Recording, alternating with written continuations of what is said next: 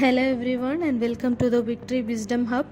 இன்றைக்கி நம்ம மைக்ரோபயாலஜி பற்றி பார்க்க போகிறோம்.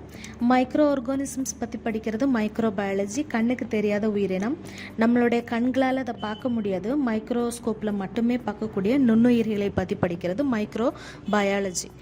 அது எப்படியெல்லாம் இருக்கும் அப்படின்னு பார்த்தோன்னா, யூனிசெல்லுலார் ஒரு செல்களை உடையதாகவும், மல்டி செல்லுலார் ஒன்றிற்கு மேற்பட்ட செல்களை உடையதாகவும், ஏ செல்லுலார் செல்களே அதில் இருக்காது, ஜெனட்டிக் மெட்டீரியல் மட்டும் ப்ரெசென்ட் ஆகிருக்கும், டிஎன்ஏ ஒரு RNA.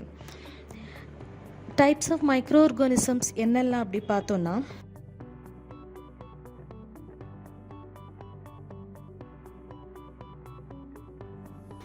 Bacteria, fungi, algae, protozoa and viruses. Viruses acellular, அப்புறம் அது முக்கியமாக நோய்களை உண்டாக்கக்கூடியதாக தான் இருக்குது.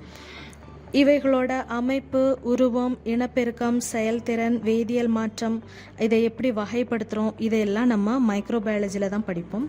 மைக்ரோ ஆர்கானிசம்ஸ் உடல் நலத்திற்கு ரொம்ப மனிதனுக்கு ரொம்ப நன்மை விளைவிக்கக்கூடியதாக இருக்குது. சில மைக்ரோ ஆர்கானிசம்ஸ் நோய் தொற்றுகளை உண்டாக்குது. மனிதனுக்கு எப்படியெல்லாம் அது நன்மை விளைவிக்கக்கூடியதாக இருக்குது அப்படின்னா, நம்மளுடைய டைஜஷனுக்கு அது ரொம்ப ஹெல்ப் பண்ணுது. அப்புறம் எதிர் கிருமிகள் நம்மளை தாக்காமல் நம்மளோட பாடி அதில் நோய்களிலிருந்து ப்ரொடெக்ட் பண்ணுது.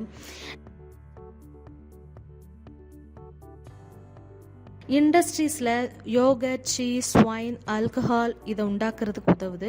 அதே மாதிரி ஆன்டிபயோட்டிக், பென்சிலின், இன்டர்ஃபெரான், வைரஸோட எதிர்மருந்துகள் இதை உருவாக்குறதுக்கு உதவுது.